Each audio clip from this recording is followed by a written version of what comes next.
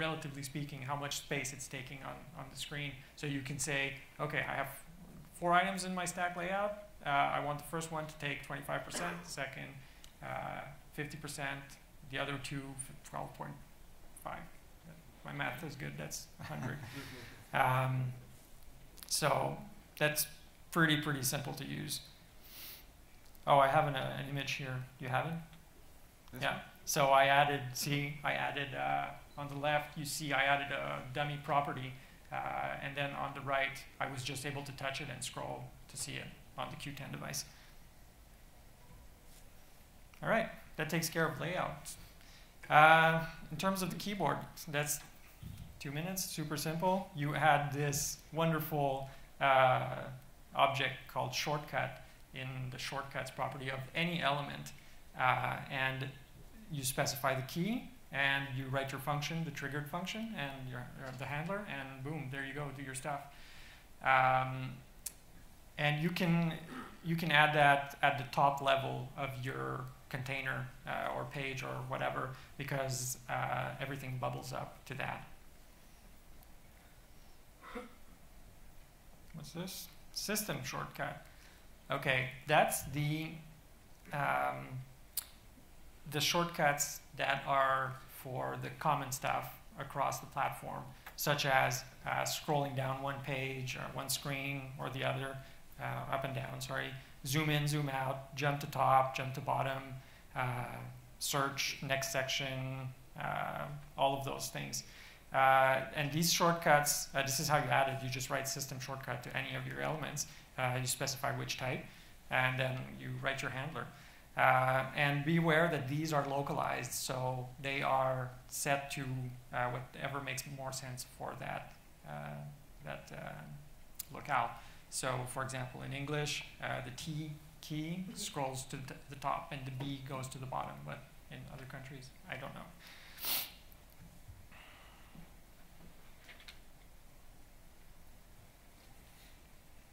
See, shortcuts was simple. OLED. I don't have much to say about handling the OLED on my app because luckily my app used all the default styles as far as I know, and they were all dark. So Roger said you should use dark screen so not to use up all the battery. Good, I checked that box. That was easy.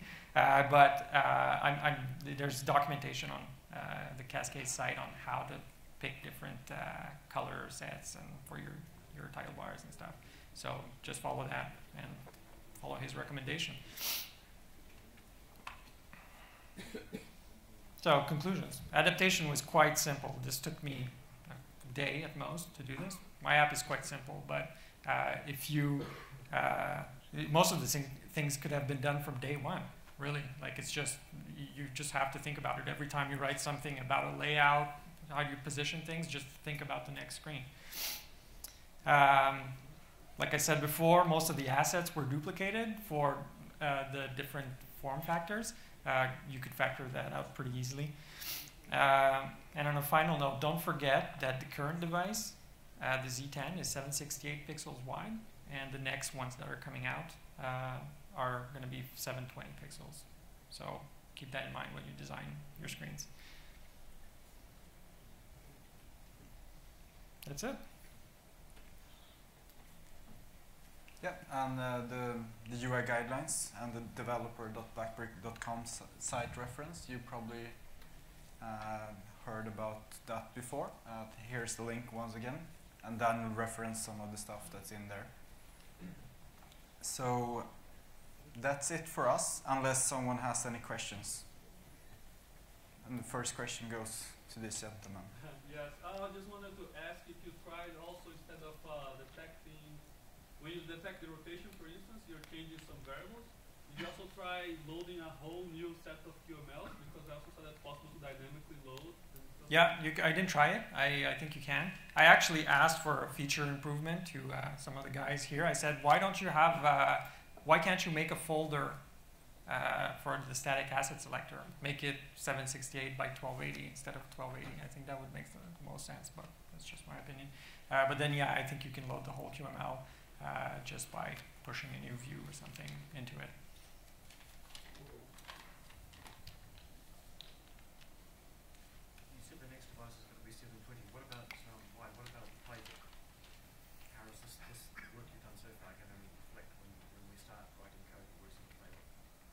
So the question was around the screen size 720 and how that works in terms of the playbook. So obviously it's a fact that the playbook isn't 720. It's something else. And It's 600, right? yeah, I think there's many differences when it comes to the playbook. It's a much larger form factor, and it's also a landscape oriented device primarily. So it's a different story, and you probably want to lay out apps there differently. But that's something we're adding support for. But it's not as simple as what Daniel was showing. And one thing, I worked on a playbook app last year, and a mistake that we would do consistently is create assets that were too small for the playbook. So we would draw them out on the PC that has a huge resolution, and they looked okay there. Then you loaded them up on the playbook, and they looked small. So you always had to draw them almost cartoonish on your computer. Yes, and as I was talking about, when the screen size and PPI add up to be quite similar as for the Z10 and Q10, then you can use similar assets. But the playbook has a very different PPI and screen size. So it's there you will use different assets eventually. So basically what you're saying is that the techniques that you've taught us so far, we shouldn't try and use them when designing stuff in advance for a playbook type device. We're going to have to rework all of that when we come to the playbook. So I can't actually, so the question was whether you have to rework everything for the playbook. I'm not sure if you can answer that. I can definitely not tell how it works from a dev perspective, unfortunately. From a dev perspective, I suspect the tools will be similar. The static asset selector, the orientation changes, but then I think your real estate is different, so you'll have to design something else anyways, right? The form factor is different. So that's my guess, but I'm not a UX specialist. So You've got a static asset selector. I just wondered why there wasn't a static QML selector, which would achieve the same thing. But it does. Okay, so the question is, why isn't there? We have an asset selector, a static asset selector, but not a QML selector. But it does. Whatever's in the assets folder gets selected. Also, the Q. Yeah, the QML files that were there got selected. Yeah, all right. Right. So who has the next question? Select the assets, since it's only based on the solution, is there any Right. other way to select the assets? Imagine you share some assets between one device landscape and the other within portrait. Yeah, so the question is there any other way than by resolution to select the assets? At the moment, I'm not internal to BlackBerry, I don't know. That's what I found out, that's what's documented on the site. Maybe you can ask the experts, those sessions, they can answer that. At the moment, it's just this by resolution, and on the 1280 by 768, if you want to handle the landscape, you have to add code for that. But as a gentleman there pointed out, you could load a whole new QML, but you'd have to do it in code. It won't be done automatically. So over here. Can I say that you keep using the word resolution, and 720 is not the resolution of the device. No. It's the size of the device. Its resolution is 356 or 330. Does that make sense? In pixels, it's 768 wide. Yeah, sorry. For me, the resolution is dots per inch. Okay, sorry, that might be my North American term for it. Technology expression. Okay. Which I actually think is very important Okay. in terms of assets, because assets have a particular size based on their Right. pixel size and the resolution of the device. Okay. Not just the number of pixels. Most of the world Yeah. talks about it the wrong way. Yeah. I guess he's got to work on it to learn. So do you want to repeat that to make sure that we get it right, the definition?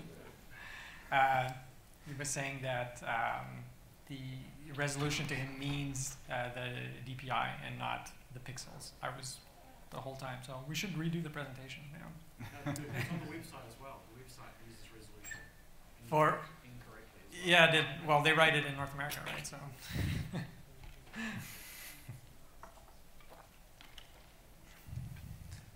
Another question over there. I think you mentioned this before, but are you guys planning to release a specific core UI component designed just for the Qt10? Maybe a different kind of screen or tab or button, or? So for now, so the question was if we're planning to release any specific core components for the Qt10. So currently we're not. So we'll be adding more core components, but they will typically be the same. But maybe, as we showed today, behave in slightly different ways based on the device. Can you get back to that URL reference on the previous screen?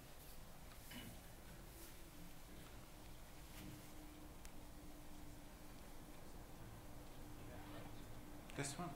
Okay. So this is, the question was to bring up this screen. Sorry,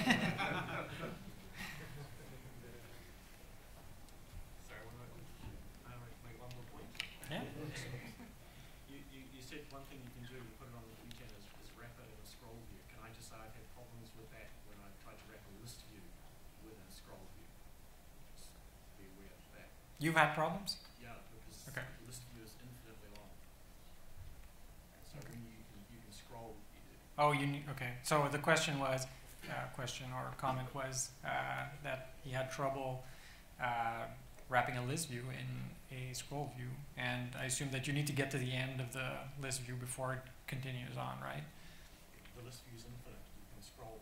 I put the whole screen inside a scroll view. One of the components on the screen was a list view. Right. And then you push it up and you've suddenly got a blank screen. Okay. Because the end of the list view has no items to display. Okay. Good bug report.